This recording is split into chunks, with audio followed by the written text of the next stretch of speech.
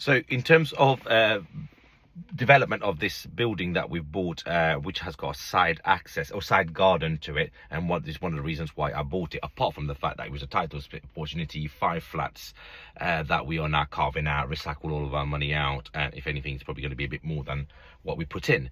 But I wanted to talk about the process of developing this land now and what we're doing. So first, we title split the building into 5 flats, separate leases, as well as cut up the land that the garden sits on, and then you separate to the building. So the idea now, we're going to register the land itself on its own, on its separate title, as well as the building and the 5 flats on separate leasehold. Once we are doing that, we will then be able to apply for, and what we've been doing so far is to get a sense of local architects, planning consultant that works in that area. Managed to get 2 or 3, and thereafter we are now working with one person to try and get architecture drawings done. One of the questions I've asked the architect, who's a local guy, I said, well, what is the best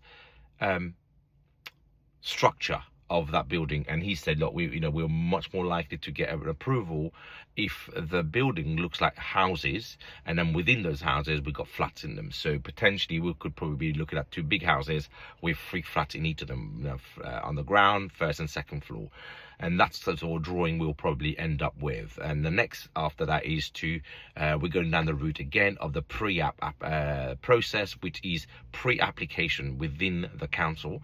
So you submit your plan to the planning officers, and the idea is you get some comments before you then submit the full application. And I've used that pre-app quite a lot now as a process. It's good for, quite frankly, the council makes quite good money for it. It's costing us about 1,300 quid for this local council to do that. They will then look at your plans and give you feedback on what they think will work, won't work, and what you should be adjusting. And then from there on, the idea is you have a better set of feedback that you can work on, so that when you are submitting your full application, when we do that, we are much more likely to get an approval, at least from the planning department.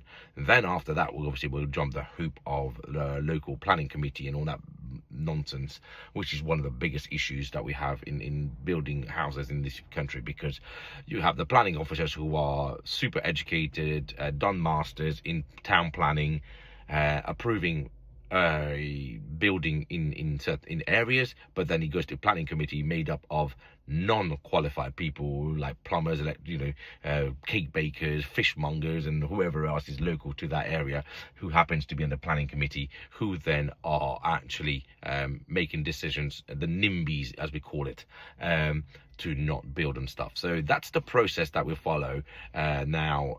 So carve out the land, put on a separate land registry title, work with architects to do some drawings and planning consultants if you need to, send it to a pre-app process and get feedback from it, and thereafter, once we get the feedback, we will then apply for a full planning application.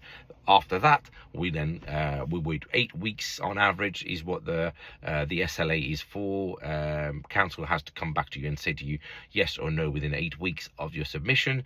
And yeah, hopefully if it goes through the first time round, which is, this is the bugger about this process of planning, and very rarely you'll get one approval on the first time around, but let's see, there's always a first time, and then after that we start digging foundations and start building these houses that we are very much lacking in this country.